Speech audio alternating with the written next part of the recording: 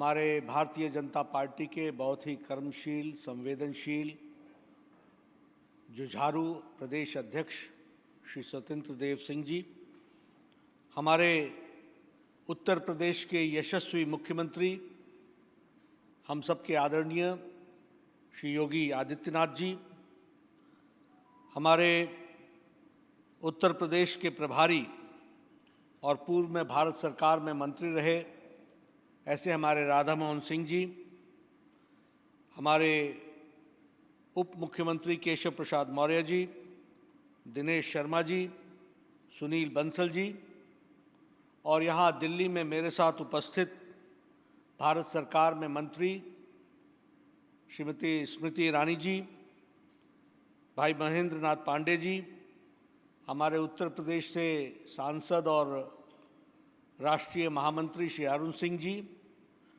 यहाँ उपस्थित हमारे भारत सरकार में केंद्रीय मंत्री, सांसदगण, विधायकगण, हमारे वरिष्ठ पदाधिकारी और कार्यकर्ता बंधु और हमारे कार्य समिति के सभी सदस्यगण, मेरा ये सौभाग्य है कि मुझे आज उत्तर प्रदेश के कार्य समिति में आप सबके साथ शामिल होने का सौभाग्य मिला और आप सब से चर्चा करने का भी मुझे सौभाग्य मिला है।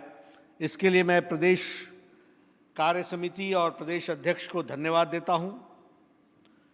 हम जब उत्तर प्रदेश की बात करते हैं तो उत्तर प्रदेश की बात बिना बाबा विश्वनाथ जी को याद किए हुए, हमारे भगवान राम की जन्मभूमि को याद किए हुए और श्री कृष्ण जी की भूमि को बिना याद किए और नमन किए हम आगे बढ़ नहीं सकते।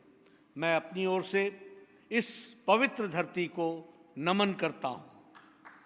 यह धरती जिसने वैदिक काल से ही संतों का आशीर्वाद प्राप्त किया, फिर चाहे वो भारद्वाज ऋषि थे, गौतम ऋषि थे, वशिष्ठ ऋषि थे, विश्वामित्र जी थे या वाल्मीकि जी, सबका आशीर्वाद और कर्मस्थली और संतों का आशीर्वाद जिस धरती को मिला वो उत्तर प्रदेश, ऐसी धरती को मैं नमन करता हूँ।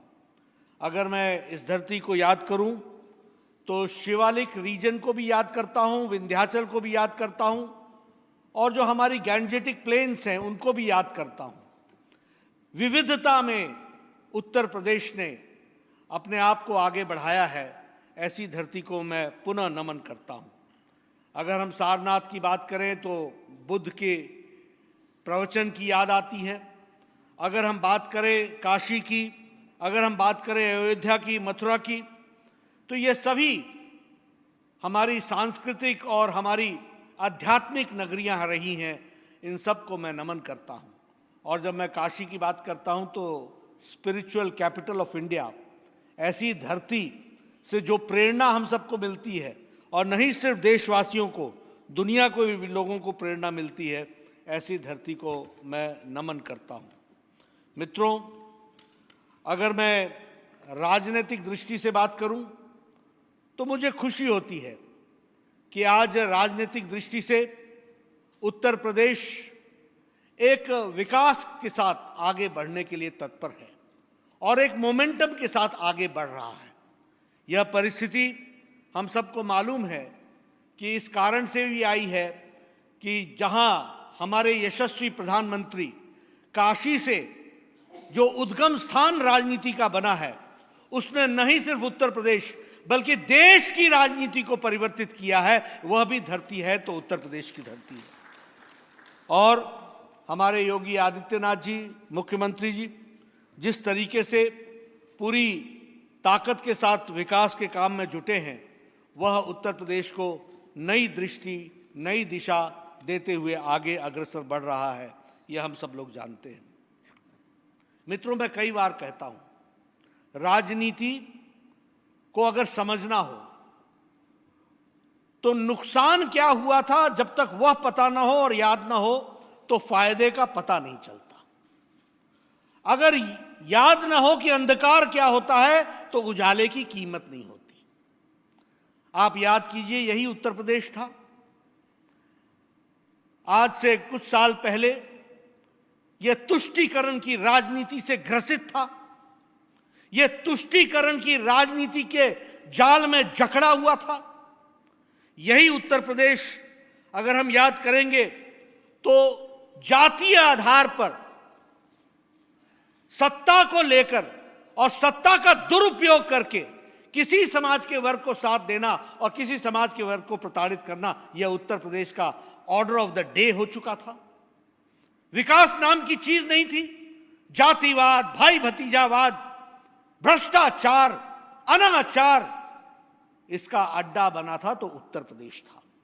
और आज जब हम बात करते हैं तो हम ये गौरव के साथ कह सकते हैं कि Uttar Pradesh in the last 4 years has become a state. पिछले 4 साल में ये एक ऐसा प्रदेश बन गया है जो one of the leading states of the country बन करके खड़ा हुआ है। इस बात को हमको समझना चाहिए और इसलिए इन सारी चीजों को ध्यान में रखते हुए हम सब लोगों को राजनीतिक दृष्टि से आगे भी अपने काम को बढ़ाना चाहिए। मैं उत्तर प्रदेश की इकाई को, उत्तर प्रदेश की सरकार को और हमारी भारतीय जनता पार्टी के कोटि कोटि कार्यकर्ताओं को बधाई देना चाहता हूं, जिन्होंने जिला परिषद के चुनाव में और ब्लॉक प्रमुखों के चुनाव में बहुत अहम भूमिका अदा की है और सफलता दिलाई है। मुझे खुशी है कि 75 जिला परिषद की सीटों में 67 सीट्स भारतीय जनता पार्टी की झोली में गई है। उसी तरीके से अगर हम पंचायत, जिला परिषद के साथ साथ हम ब्लॉक प्रमुखों की सीट्स की बात करें तो 825 सीटों में 648 सीटें भारतीय जनता पार्टी की झोली में गई हैं। और अगर मैं उसको क्षेत्रवार बताऊं तो हमारा पश्चिम क्षेत्र में 85 सीटें हमने जीती, ब्रज क्षेत्र में हमने 112 सीटें जीती, कानपुर क्षेत्र में हमने 90 सीटें जीती, अवध क्षेत्र में हमने 136 सीटें जीती हैं और गोरखपुर में, काशी में 109 और गोरखपुर में 147 सीटें जीती हैं।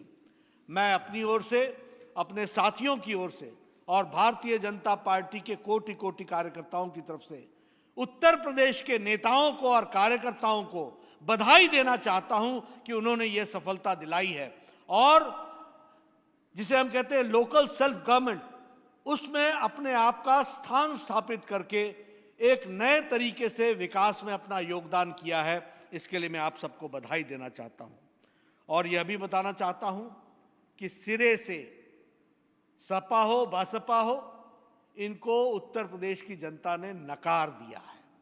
इनको घर बैठने का संदेश दिया है और हमें काम करने का संदेश दिया है। मैं इसके लिए बधाई भी देता हूं और साथ ही उत्तर प्रदेश के कार्यकर्ताओं को यह भी बताना चाहता हूं कि आप लोगों के ऊपर जो जिम्मेवारी आई है उस जिम्मेवारी को आप पूरी ताकत के साथ निभाएंगे, यह आशा रखते हुए आपको पुनः मैं बधाई देता हूं। मित्रों,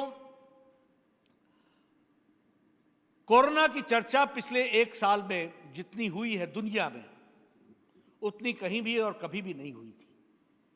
हमें नहीं मालूम था कि यह बीमारी कैसे आएगी, हमें नहीं मालूम था कि इस बीमारी से कैसे लड़ा जाएगा, हमें नहीं मालूम था कि इसके असर क्या होंगे और इसके प्रभाव और दुष्प्रभाव क्या होंगे। लेकिन एक पूर्व स्वास्थ्य मंत्री के रूप में, जिसने प्लेग देखा हो, जिसने इबोला देखा हो, जिसने जीका वायरस देखा हो, जिसने निपा देखा हो, उसके सामने जब स्वास्थ्य की दृष्टि से कोरोना की चर्चा होती है तो जहां दिल भी कांपता है, वहीं प्रधानमंत्री, यशस्वी प्रधानमंत्री नरेंद्र मोदी जी की रणनीति ने इस कोरोना को और 130 करोड़ के देश को बचाया है। इस बात को भी हमको समझने की जरूरत है। और मैं कहने के लिए नहीं कह रहा हूं मित्रों, मैं तथ्य के आधार पर इन बातों को कहना चाहता हूं। आप देखिए क्या जनसंख्या है ब्रिटेन की, आप देखिए क्या जनसंख्या है अमेरिका की, आप देखिए यूरोप की क्या जनसंख्या है, और ये सब शक्तिशाली देश थे। हमारे से स्वास्थ्य के मामले में कहीं कहीं ज्यादा स्वास्थ्य की सुविधाओं से लैस थे। लेकिन इन लोगों ने भी कोरोना की पहली लहर में अपने आप को असहाय पाया। और मैं कई बार बोलता हूं, मीडिया में हर एक तरीके से आंकड़े रखे जाते हैं। स्वास्थ्य के आंकड़े पर मिलियन रखे जाते हैं, इस बात को ध्यान में रखना चाहिए। और जब मैं इस बात को कहता हूं तो अमेरिका की जनसंख्या जहां 32 करोड़ पर सीमित होती है, तो भारत की जनसंख्या 130 करोड़ की बनती है, इस बात को समझना चाहिए।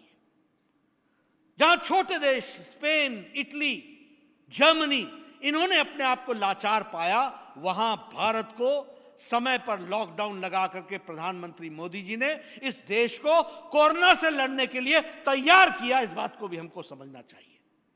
और मैं चाहता हूं कि राजनीतिक कार्यकर्ता की दृष्टि से ये सारी बातें हम सबको बतानी चाहिए। जब कोरोना आया था तो हमारे पास एक टेस्टिंग लेबोरेटरी थी, और वो भी national institute of virology Pune में हुआ करती थी। आज हमारे पास लगभग 2500 टेस्टिंग लेबोरेटरीज मौजूद हैं। उस समय हम कोरोना की 1500 टेस्टिंग कर पाते थे, 1500। आज हम प्रतिदिन 25 लाख टेस्टिंग कैपेसिटी भारत की बनी है, इस बात को समझना चाहिए।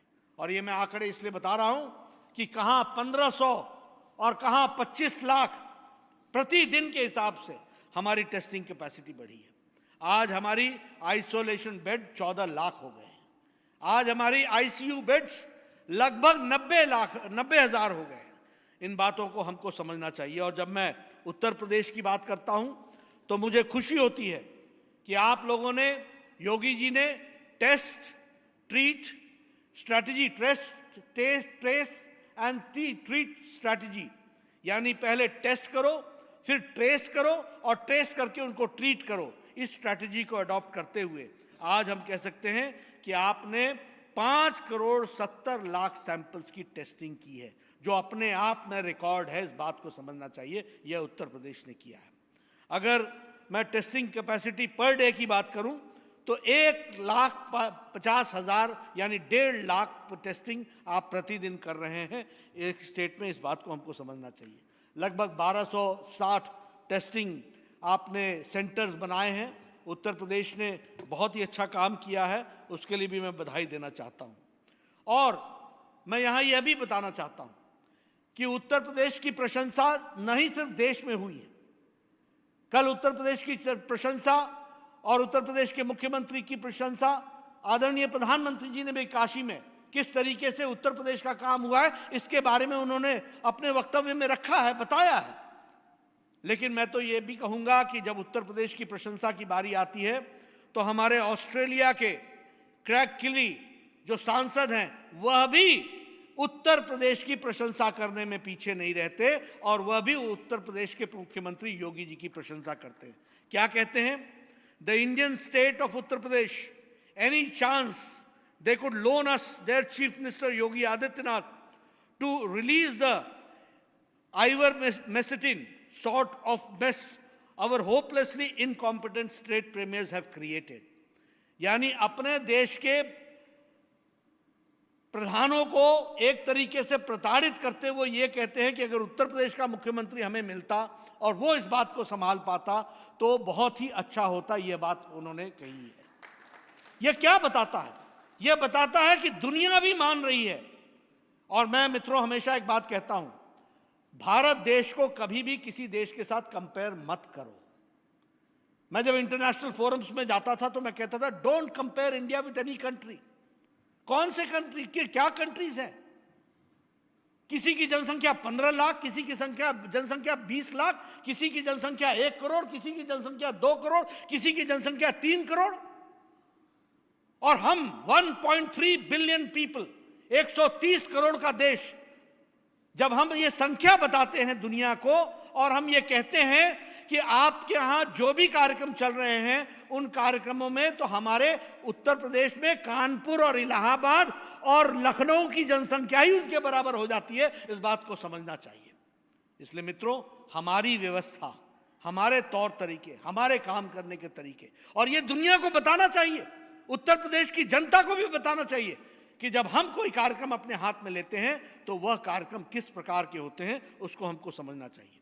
अब आप ऑक्सीजन की बात लीजिए। पिछले साल हम 900 मेट्रिक टन ऑक्सीजन पैदा कर रहे थे। पहले तो हम 300 टन पैदा कर रहे थे। इस साल अप्रैल महीने में हम 900 मेट्रिक टन ऑक्सीजन पैदा कर रहे थे। 130 करोड़ की जनसंख्या को अगर दूसरी लहर में तकलीफ आती है तो उसकी संख्या क्या बनती है? उसकी संख्या बनती है 4 लाख पर डे के हिसाब से कोरोना पीड़ित हुए और ऑक्सीजन की जरूरत पड़ी।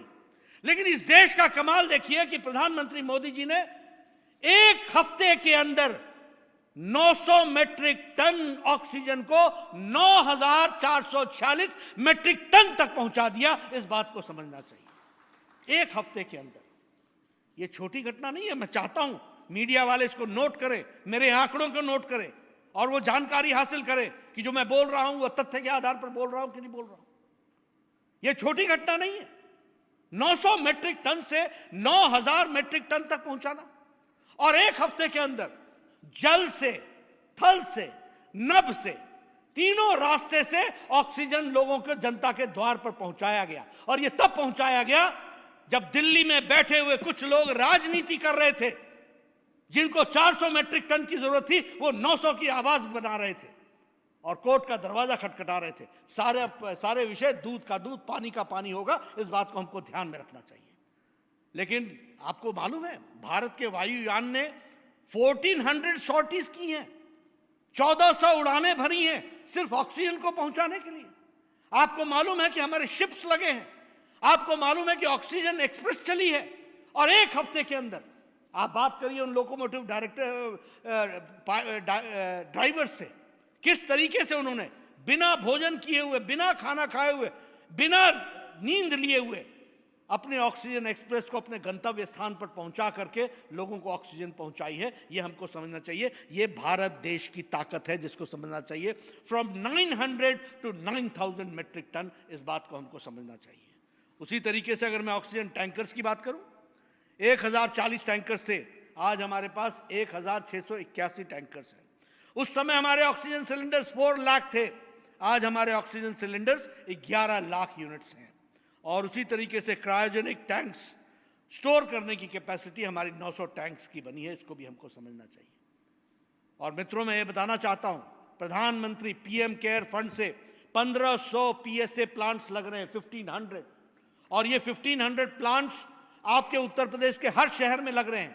मैं सांसदों से निवेदन करूंगा, मैं विधायकों से निवेदन करूंगा, मैं जनप्रतिनिधियों से निवेदन करूंगा कि जहां जहां ये पीएसए प्लांट्स हॉस्पिटल में लग रहे हैं, ये जुलाई और अगस्त महीने में लगने हैं। इसके लिए पीएम केयर फंड से खर्च किया जा रहा है। आप में से कोई भी राजनीतिक कार्यकर्ता बिना इन स्थानों पर गए हुए, अपनी जिम्मेवारी को बिना निभाए हुए वो नहीं रहेंगे, वो उसको पूरा करेंगे और अपनी नजरों में पीएसए प्लांट, ऑक्सीजन का प्लांट आपके हॉस्पिटल में ठीक ढंग से लगे, इसकी चिंता करेगा तो भारतीय जनता पार्टी का कार्यकर्ता करेगा। ये मैं आपसे निवेदन करना चाहता हूं। मित्रों, अगर मैं उत्तर प्रदेश में बात करूं तो आपके यहां 416 प्लांट्स लगने हैं, 300 प्लांट्स पर काम चल रहा है। मैं फिर निवेदन करूंगा अपने सभी कार्यकर्ताओं से, सांसदों से, विधायकों से, अपने हॉस्पिटल में जाकर के ये पीएसए प्लांट जो 300 लग रहे हैं, 416 लगने हैं, 300 लग रहे हैं, इसको हमको देखना पड़ेगा और इसको हमको ध्यान में रखना पड़ेगा। केंद्र सरकार ने आपको विपत्ति काल में 1000 मेट्रिक टन उस समय पहुंचाया है। आज आपको पहुंचाने की जरूरत नहीं है, आज आप सेल्फ सफिशिएंट हो रहे हैं, लेकिन इसको हमको आगे बढ़ाना पड़ेगा और उसको हमको पूरा करना पड़ेगा। 75 डिस्ट्रिक्ट्स में 81 प्लांट्स लग रहे हैं, तो इसको भी हमको ध्यान में रखना है। जो अभी काम चल पड़ा है एकदम कंप्लीट होने के कागार पर खड़ा है, इसलिए मैं चाहूँगा कि हम सब लोग उन जगहों को विजिट भी करें, सीएमओ से मिले, मेडिकल सुपरिटेंडेंट से मिले। कोई तकलीफ, कोई दिक्कत, कोई पीएसए प्लांट में लगने में हो रही है तो अपने राजनीतिक ताकत का उपयोग करते हुए, सदुपयोग करते हुए वह काम को पूरा करने में अपना काम अदा करेंगे तो अच्छा रहेगा। मित्रों, अब वैक्सीनेशन की बात पर आ जाए। मैं कई बार, देखिए, मैं पूर्व स्वास्थ्य मंत्री हूं, मुझे मालूम है, इतिहास के पन्नों को हम अच्छी तरीके से जानते हैं। ट्यूबरक्लोसिस की दवा जब सारी दुनिया में पहुंच गई तब भारत में आई थी। चिकन पॉक्स, स्मॉल पॉक्स जब सारी दुनिया से समाप्त हो गया था तो भारत में आया था और देने वालों ने कहा था, हां अब हम लोग तो सफिशिएंट हो गए, आप भारतवासी इसका उपयोग कर लीजिएगा। मुझे याद है पल्स पोलियो भी तब पहुंचा था जब दुनिया पोलियो मुक्त हो चुकी थी, तब भारत में पोलियो का अभियान चला था। यह है कांग्रेस की देन। और वो भी पल्स पोलियो का अभियान तब चला जब स्वास्थ्य मंत्री हर्षवर्धन दिल्ली के स्वास्थ्य मंत्री बने तो दिल्ली में वो कार्यक्रम चला था जो बाद में दुनिया का कार्यक्रम बना। यह है ऐतिहासिक सच्चाई। लेकिन यहां एक प्रधानमंत्री होते हैं भारत के, यशस्वी प्रधानमंत्री नरेंद्र मोदी, जो कोरोना मार्च और फरवरी में आया पिछले साल, और अप्रैल महीना में उन्होंने टास्क फोर्स बना करके कोरोना की वैक्सीनेशन का काम शुरू कर दिया।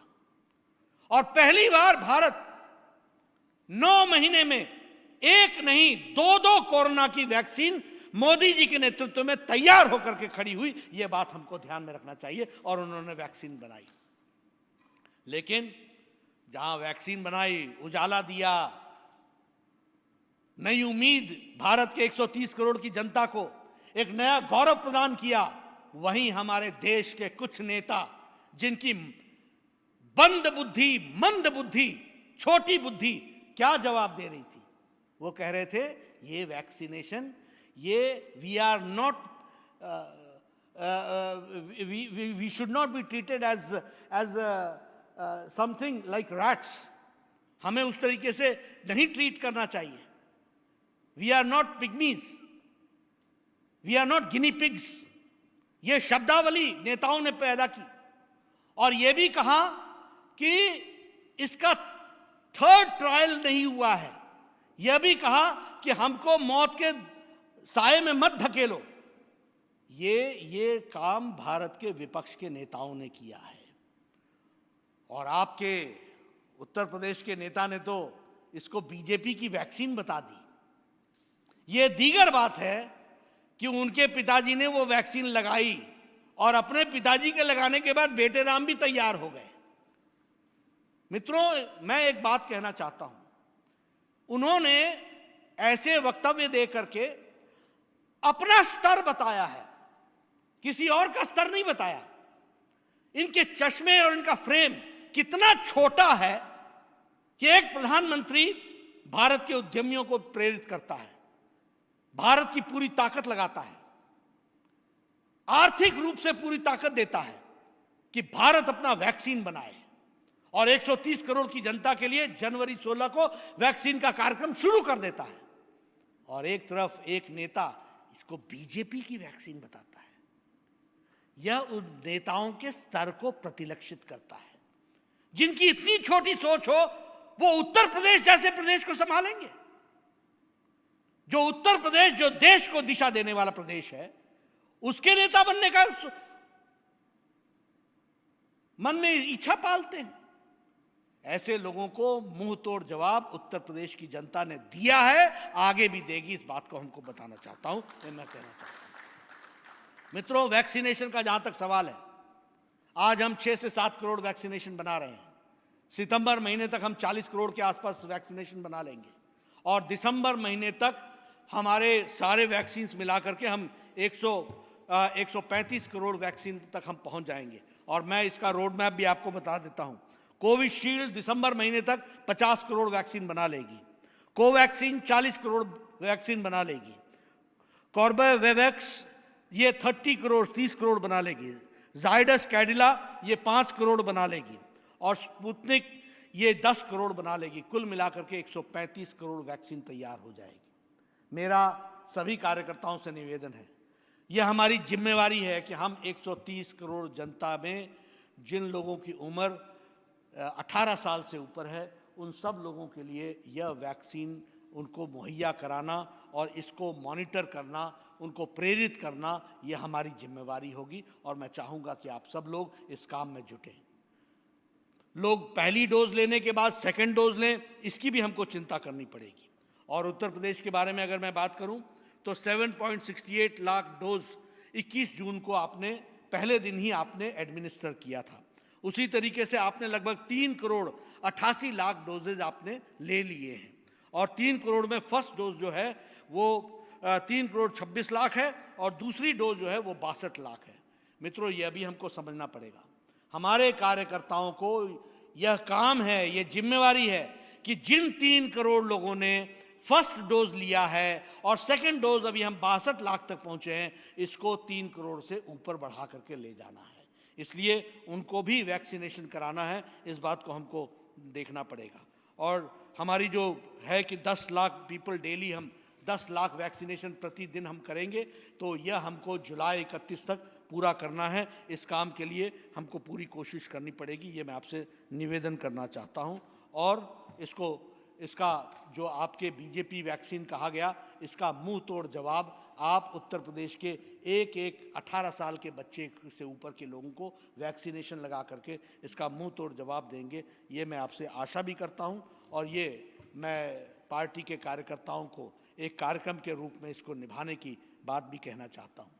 उसी तरीके से मित्रों, प्रधानमंत्री जी ने प्रधानमंत्री गरीब कल्याण अन्न योजना की भी घोषणा की है।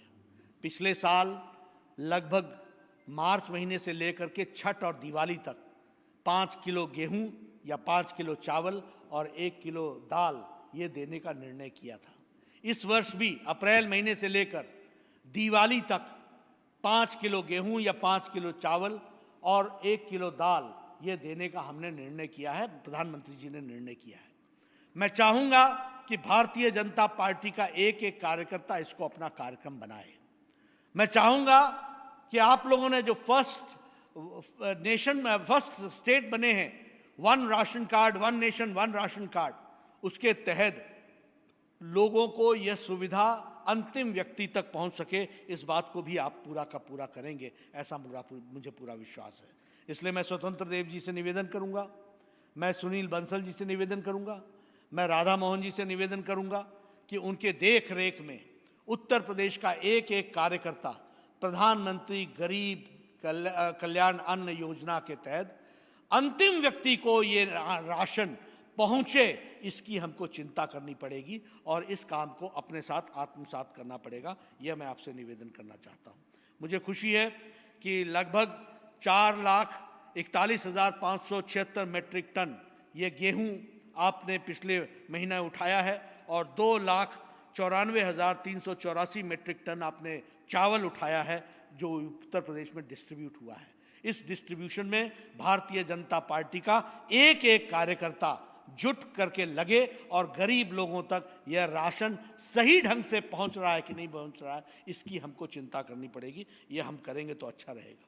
मित्रों, आत्मनिर्भर भारत में लगभग 3 लाख करोड़ रुपए हमारे मध्यम वर्ग के जो उद्यमी हैं उनके लिए MSME सेक्टर में खर्च हो रहा है।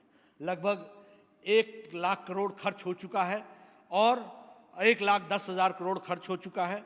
हम चाहेंगे कि हमारे लोग इसमें अपने आप को शामिल करें और जो उद्यमी सेक्टर हैं, मैं यहाँ भी निवेदन करूँगा स्वतंत्र देव जी से कि हर छोटे बड़े शहर में जो ये उद्यमी हैं, MSME सेक्टर के लोग हैं, इनको बुलाएं, इनकी बैठक करें, इनसे पूछें कि मोदी जी के द्वारा भेजा गया 3 लाख करोड़ रुपए यह तुम्हारे तक पहुंच रहा है कि नहीं पहुंच रहा है, तुम इसका उपयोग कर रहे हो कि नहीं कर रहे हो, 1 डिस्ट्रिक्ट 1 प्रोडक्ट में आप उसका उपयोग कर रहे हो कि नहीं कर रहे हो, उसके साथ जुड़ रहे हो कि नहीं जुड़ रहे हो। यह काम भी भारतीय जनता पार्टी के कार्यकर्ताओं को अपने हाथ में लेना पड़ेगा। उसी तरीके से 1 लाख करोड़ रुपए आत्मनिर्भर भारत में एग्रीकल्चर सेक्टर में खर्च हो रहा है। मैं चाहूँगा हमारे सभी सांसद, हमारे सभी विधायक, हमारे सभी चुने हुए प्रतिनिधि, ये जो फार्मर्स प्रोड्यूसर्स ऑर्गेनाइजेशन है, ये फार्मर्स प्रोड्यूसर्स ऑर्गेनाइजेशन को बनाने में, रजिस्टर कराने में और उनके द्वारा उनके गांव में एग्रीकल्चर में यह पैसा कैसे और किस लिए खर्च हो, इसकी नीति बनाने का काम आप सब लोग करें। मित्रों, समय माफ नहीं करेगा अगर हमारे सांसद, हमारे विधायक इस काम से न जुड़े। कोई प्रधानमंत्री 1 लाख करोड़ रुपए, सब लोग बोलते थे एग्रीकल्चर के बारे में, लेकिन और किसान नेता बनने का दम भरते थे, लेकिन सही मायने में किसानों का भला किया तो भारत के यशस्वी प्रधानमंत्री नरेंद्र मोदी जी ने किया है। इस बात को हमको समझना चाहिए। और फिर मैं कहने के लिए नहीं कह रहा हूं, मैं आंकड़े के आधार पर कह रहा हूं। मैंने जो काम किया, जो उन्होंने काम किया, उसके आधार पर कह रहा हूं। 1 लाख करोड़ रुपए और किसके कहने पर खर्च होगा? कृषि भवन के अधिकारियों के कहने पर खर्च नहीं होगा, कृषि भवन में बैठे हुए अधिकारियों के योजना पर नहीं खर्च होगा। आप सांसदों और विधायकों को फार्मर्स प्रोड्यूसर्स ऑर्गेनाइजेशन में जिस मंडी पर आप खर्च करना चाहोगे, जिस विषय पर आप खर्च करना चाहोगे, जिस कोल्ड स्टोरेज पर आप खर्च करना चाहोगे, जिस स्टोरेज पर आप खर्च करना चाहोगे, वह खर्च करने की इजाजत आपको प्रधानमंत्री मोदी जी देंगे। यह ताकत आपको दी है, लेकिन हमारा भी फर्ज बनता है कि हम उसके साथ अपने आप को जोड़ें। उसी तरीके से लगभग 5 लाख करोड़ रुपए रखा गया है ये हमारे स्ट्रीट वेंडर्स के लिए। देश में लगभग 5 लाख स्ट्रीट वेंडर्स हैं, 50 लाख स्ट्रीट वेंडर्स हैं, उनको 10-10 हज़ार रुपये देना है। हम सब लोगों की ये जिम्मेवारी बनती है कि हम सारे जो भी रेड़ी वाला, फेड़ी वाला, ठेला वाला, इन सब लोगों को संपर्क करें, उनको बताएं कि प्रधानमंत्री मोदी जी ने तुम्हारे व्यवसाय के लिए 10,000 रुपये की व्यवस्था की है। उनको जोड़ें, उन तक ये पैसा पहुंचे और वह इन पैसों का उपयोग कर सकें। यह करना हमारी जिम्मेवारी होगी। मित्रों, 2014 से पहले कृषि का बजट 1,21,000 करोड़ था। आज 2,11,00,000 कृषि का बजट हो गया है, जस्ट डबल। किसान नेता बोलते थे, करते नहीं थे, ये करके दिया है, ये हमको ध्यान में रखना चाहिए। उसी तरीके से प्रधानमंत्री किसान सम्मान निधि, इसमें लगभग 10 करोड़ किसानों को 1,36,000 करोड़ रुपए दिया गया है। और उसी तरीके से जो 14 मई को 8वीं किस्त दी गई, उसमें 9.5 करोड़ किसानों को लगभग 19,000 करोड़ रुपए रिलीज हुआ है। यह हमको ध्यान में रखना चाहिए। उत्तर प्रदेश में 2,80,00,000 फार्मर्स को इसका लाभ मिला है। 2,80,00,000 फार्मर्स को इसका लाभ मिला है और 52,000 करोड़ रुपए में 8वीं किस्त खर्च की गई है उत्तर प्रदेश में, जो सीधे उनके खाते में गया है। कितने लोगों के खाते में गया है? 2,80,00,000 किसानों के खाते में 52,000 करोड़ रुपए उनके खाते में सीधे गया है। यह उत्तर प्रदेश की मैं कहानी सुना रहा हूं। उसी तरीके से अगर हम देखें कि उत्तर प्रदेश में 2018-19 में 10,883 करोड़ खर्च हुआ, 2019-20 में 14,185 करोड़ खर्च हुआ और 2020-21 में इनको फार्मर्स को 14,185 करोड़ दिया गया। यह हमको ध्यान में रखना चाहिए। हम प्रधानमंत्री किसान सम्मान मानधन योजना की बात कर रहे हैं, यानी बहुत ही कम प्रीमियम में 3,000 की पेंशन लगाने का। कभी हमने सोचा था कि किसान को पेंशन मिलेगी? कभी सोचा था? 3,000 रुपये उनको पेंशन देने का काम, इस बात को भी लिया गया। उसी तरीके से फर्टिलाइजर में सब्सिडी दी गई। पहले तो नीम कोटेड फर्टिलाइजर बनाया गया। पहले जब फर्टिलाइजर बांटा जाता था तो वहां लाठी चार्ज होती थी, क्योंकि वो ब्लैक होता था। लेकिन प्रधानमंत्री जी ने नीम कोटेड फर्टिलाइजर करके किसानों के लिए फर्टिलाइजर की पूरी बहुतायत पहुंचा दी और 2,400 की बोरी 1,200 में दी जा रही है। 1,200 रुपये प्रधानमंत्री मोदी जी दे रहे हैं किसानों के लिए। यह हमको समझना चाहिए। यानी अगर आपके पास 2,400 हैं तो आप 2 बोरी खरीद के जा सकते हो, जो पहले 1 बोरी आप 2,400 में खरीदते थे, अब 1,200 में आपको मिल रही है। तो 1 बोरी मोदी जी की तरफ से आपको मिल रहा है। पर ड्रॉप मोर क्रॉप, इस काम को भी हम लोगों ने पूरी ताकत से जोड़ा है। उसी तरीके से लगभग 22 करोड़ लोगों का सॉइल हेल्थ कार्ड बन चुका है। यह काम हुआ है। स्वामित्व योजना के तहत आपको मालूम है, आज से पहले किसान की जमीन पर बना हुआ मकान, इस पर कभी भी लोन नहीं मिलता था। यह प्रॉपर्टी राइट्स में नहीं आता था, इसकी प्रॉपर्टी नहीं मिलती थी और इससे आपकी आमदनी के बारे में आपकी योजना नहीं चलती थी। लेकिन प्रधानमंत्री मोदी जी ने स्वामित्व योजना चलाया है। ड्रोन के माध्यम से आपका खसरा नंबर, आपकी जमीन, उसको नापी जा रही है और नापने के साथ साथ उस पर बिल्डिंग जो खड़ी है वो कितने मीटर पर खड़ी है, यह उसमें से निकाला जा रहा है और आपको उसका प्रॉपर्टी राइट्स दिया जा रहा है, ताकि आप उस पर लोन ले सको और वह आपकी झगड़े निपटाने के लिए एक योजना के तहत काम हो रहा है। और लगभग 7 लाख बेनिफिशियरीज स्वामित्व योजना में इसमें काम कर चुके हैं और अभी सर्वे 46,652 विलेजेस में काम चल रहा है। और आपके यहाँ जो प्रॉपर्टी राइट्स डिस्ट्रीब्यूट हुआ है उसमें 5,015 विलेजेस में काम चला है। 166 डिस्ट्रिक्ट्स में ये काम चल रहा है। इस तरीके से स्वामित्व योजना को भी आगे बढ़ाने का काम किया गया है। मित्रों, स्वास्थ्य मंत्री होने के नाते आयुष्मान भारत पर चर्चा करना मेरी जिम्मेवारी बनती है। आप सब लोग जमीन से जुड़े हुए लोग हैं। आप बताइए, किसी गरीब आदमी को अगर बाईपास सर्जरी करानी पड़ जाए तो क्या उसकी जमीन नहीं बिक जाती थी? क्या ऐसे लाखों करोड़ों लोग नहीं थे जो बिना इलाज के या तो इस दुनिया को छोड़ गए या इलाज कराते कराते अपनी जमीन गिरवी रख गए? क्या आपने देखा कि उन्होंने अपनी बीमारी के साथ अपनी जिंदगी व्यतीत कर दी और यह कहा कि यह तो ईश्वर की मर्जी है, इसी कारण से हम ऐसा कर रहे हैं? लेकिन हां, आजाद भारत में प्रधानमंत्री मोदी जी का इंतजार था। प्रधानमंत्री मोदी जी ने आयुष्मान भारत लागू किया। 10 करोड़ 74 लाख परिवारों को, 55 करोड़ लोगों को 5 लाख रुपए का सालाना हेल्थ कवर दिया। इस बात को हमको समझना चाहिए। यह छोटी घटना नहीं है, मैं बार बार बताने की कोशिश कर रहा हूं। मित्रों, 55 करोड़ का मालूम है? अमेरिका का इलेक्शन होता है, चाहे डोनाल्ड ट्रंप हो, चाहे ओबामा हो, चाहे बाइडेन हो, सब हेल्थ सिक्योरिटी की बात करते हैं। कितनी संख्या है इनकी? 32 करोड़। और जब हम बात करते हैं, मोदी जी बात करते हैं आयुष्मान भारत को, तो याद रखना, सारा अमेरिका, सारा कनाडा, सारा यूरोप, सारा मेक्सिको, इस सारे को मिला लो तो भारत का आयुष्मान भारत बनता है। इस बात को हमको समझना चाहिए। 10 करोड़ 74 लाख परिवार, 55 करोड़ लोग, 5 लाख रुपए का सालाना कवरेज, 2000 किस्म के ऑपरेशन करने की सुविधा, यह प्रधान आयुष्मान भारत ने की है।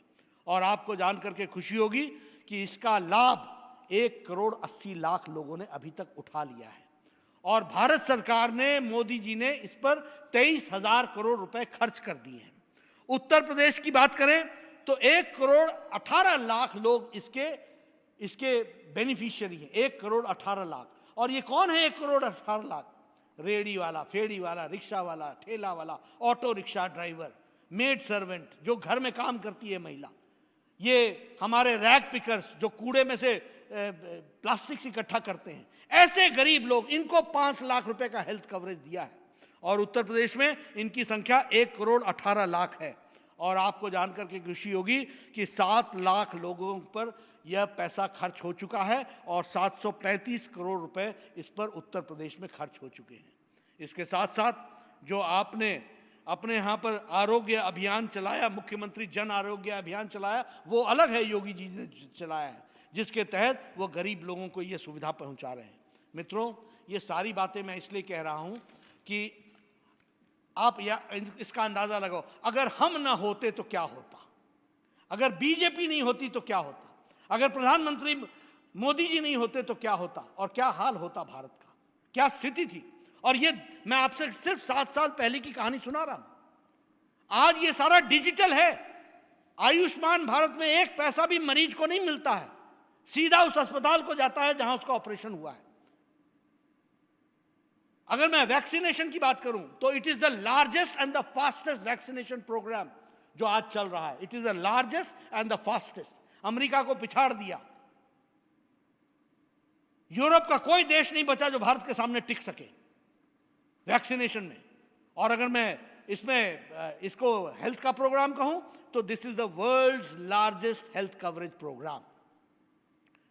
हमारे स्वास्थ्य मंत्री जाते हैं वर्ल्ड हेल्थ ऑर्गेनाइजेशन में, वहां चर्चा करते हैं यूनिवर्सल हेल्थ कवरेज, इस पर चर्चा होती है। छोटे छोटे देश 10 तरीके से इस पर नसीहत देने की कोशिश होती है। भारत ने आयुष्मान भारत के तहत दुनिया का सबसे बड़ा हेल्थ कवरेज मोदी जी के नेतृत्व में किया है। इस बात को समझना चाहिए। और योगी जी ने भी अपना जन आरोग्य अभियान को लेकर के उसको पूरा किया है। यह हमको समझना चाहिए, यह हमको ध्यान में रखना चाहिए। मित्रों, मैं बार बार इन बातों को इसलिए कहता हूं, देखिए राजनीति में आपके आने से फर्क क्या पड़ा, इसको जब तक आप पहचानेंगे और एहसास नहीं करेंगे तब तक आप इसको समझ नहीं सकेंगे। मित्रों, मैं पहली बार 1998 में स्वास्थ्य मंत्री बना। उस समय जब मैं देश के फोरम पर आया करता था तो चर्चा होती थी बीमारू राज्य, और बीमारू राज्य में सबसे पहला नंबर उत्तर प्रदेश का होता था। यह मैं आपको 1998 की बात कर रहा हूं। यह चर्चा होती थी नेशनल फोरम्स में, बीमारू राज्य। उसमें बिहार, उत्तर प्रदेश, मध्य प्रदेश, राजस्थान, इनको जोड़ करके बीमारू बनाते थे, और उसमें जो बीमारू का यू था वो उत्तर प्रदेश के लिए था।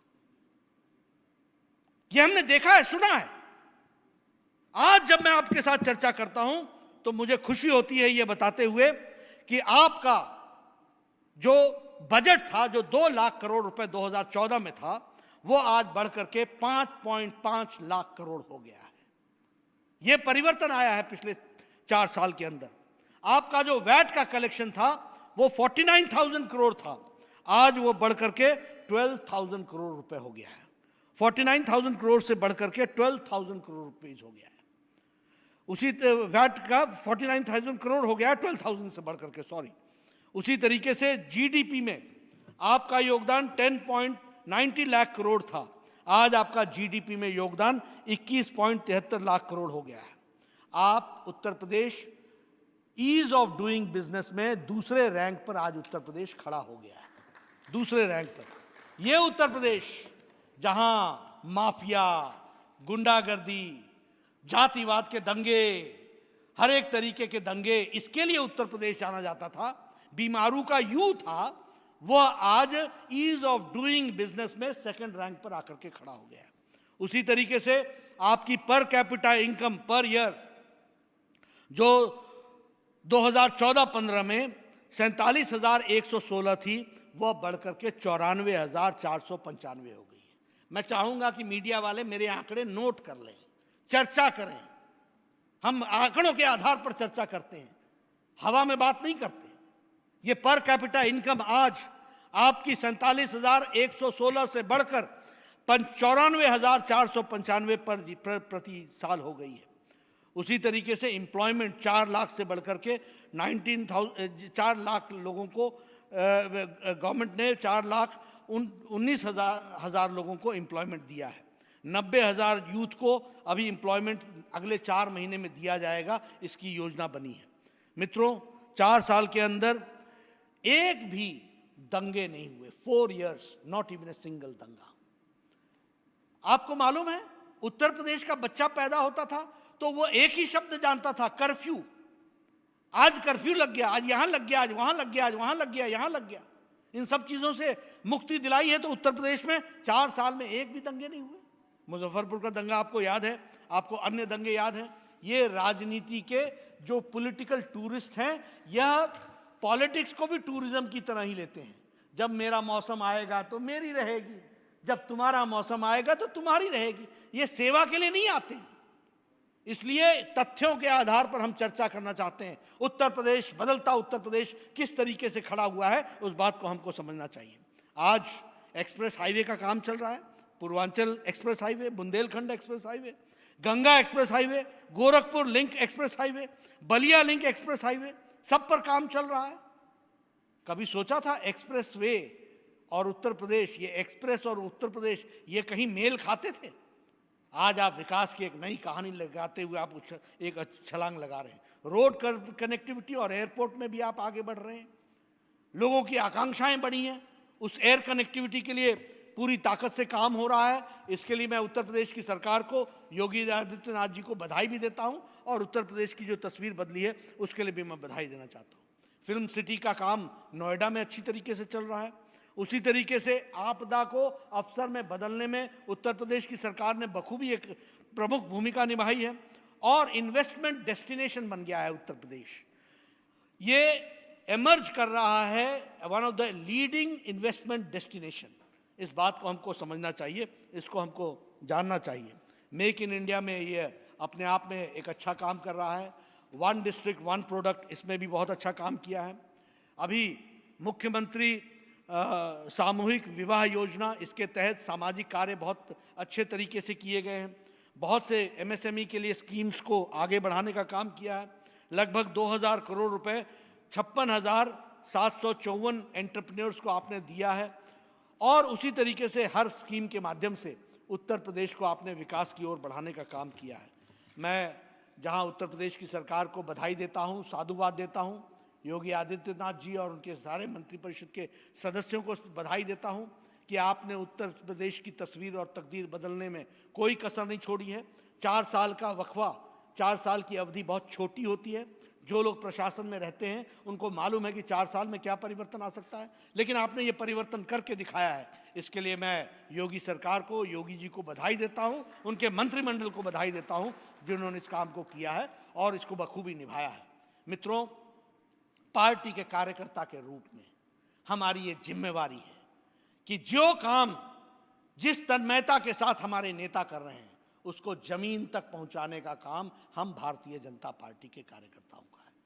अगर वैक्सीनेशन वर्ल्ड का लार्जेस्ट प्रोग्राम है, अगर वैक्सीनेशन वर्ल्ड का फास्टेस्ट प्रोग्राम है, तो उसको धरती पर उतारना हमारा काम है। इस बात को हमको समझना चाहिए। अगर प्रधानमंत्री गरीब कल्याण योजना 5 किलो चावल या गेहूं देने का काम और 1 किलो दाल देने का, गरीब के घर तक पहुंचाने का काम अगर मोदी जी और योगी जी ने पकड़ा है, तो उनके घर तक पहुंचाने का काम हमारा है। इस बात को हमको समझना चाहिए। और उसी तरीके से ये जो विकास की नई कहानी लिखी जा रही है, ये जो विकास के नए आयाम लिखे जा रहे हैं, ये जो कनेक्टिविटी का कार्यक्रम चल रहा है, ये लोगों को साथ जोड़ने का कार्यक्रम चल रहा है, ये एम्प्लॉयमेंट देने का कार्यक्रम चल रहा है, और नई उत्साह के साथ नई छलांग लगाते हुए उत्तर प्रदेश को बीमारू राज्य से निकालते हुए विकसित राज्य के रूप में खड़ा करने का काम, संकल्प जो 4 साल के अंदर किया है, उसको हमको आगे बढ़ाना, ये हमारी जिम्मेवारी है। और मैं हमेशा एक बात कहता हूँ पॉलिटिकल वर्कर्स को, राजनीतिक कार्यकर्ताओं को, हम हमेशा मैं बोलता हूँ, अपना एजेंडा करने का काम भारतीय जनता पार्टी के नक्शे में नहीं है। भारतीय जनता पार्टी के नक्शे में देश का काम करना, यही उसके नक्शे में है। We cannot be subjective, we have to be objective. यह हमको मौका मिला है मित्रों। 60 साल मेरी उम्र हो गई, मुझे याद है मैंने कई सरकारें देखी हैं, मैंने अपनी जवानी में देखा है, सब कुछ देखा है। सब कुछ होने के बावजूद भी सत्ता की इच्छा लोगों की सेवा की नहीं रही, इसलिए भारत पिछड़ता रहा। आज ये मौका हमको मिला है कि हमारे पास यशस्वी प्रधानमंत्री हैं जो दिन रात लोगों की सेवा में जुटे हुए हैं। 130 करोड़ देश के तकदीर और तस्वीर बदलने में लगे हैं, और ऐसे समय में हम पीछे रह जाएं, यह संभव नहीं होगा। और हमें देश भी माफ नहीं करेगा, समाज भी माफ नहीं करेगा, दुनिया भी माफ नहीं करेगी। यह हमारी प्राइमरी जिम्मेवारी बन जाती है कि एक पार्टी के सेवक के रूप में इन सारी चीज़ों को धरती पर उतारना, ये हमारी जिम्मेवारी बनती है। और इसलिए हमारा उत्तर प्रदेश, हमारा देश, ये एक विकसित रूप में खड़ा हो दुनिया के सामने। आज इंटरनेशनल प्लेटफॉर्म्स पर जब मोदी जी जाते हैं तो वह कोई भारत के नेता नहीं कहलाते हैं, वो दुनिया के नेता और स्पोक्सपर्सन के रूप में उनको देखा जाता है। तो उनको ताकत प्रदान करना और अपने देश की तस्वीर बदलने में योगदान करना, ये हमारी जिम्मेवारी है। मुझे पूरा विश्वास है, मैंने आपसे कुछ मन की बातें शेयर की हैं, लेकिन हाँ, उत्तर प्रदेश में बहुत पोटेंशियल है भारतीय जनता पार्टी के। मुझे खुशी है कि आपका प्रादेशिक यूनिट, आपका क्षेत्रीय यूनिट, आपका मंडल यूनिट, आपका विभाग और आपका बूथ सशक्त बूथ के रूप में खड़ा है। और इसलिए इस सशक्त बूथ को और मजबूती प्रदान करते हुए, ताकत देते हुए, हम नीचे तक भारतीय जनता पार्टी के कार्यकर्ता मजबूती से आगे बढ़ेंगे और समाज की सेवा में लगेंगे, उत्तर प्रदेश को आगे बढ़ाने में अपना पूरा योगदान करेंगे, ऐसी मुझे उम्मीद है। आपने मेरी बात सुनी, आपका बहुत बहुत धन्यवाद।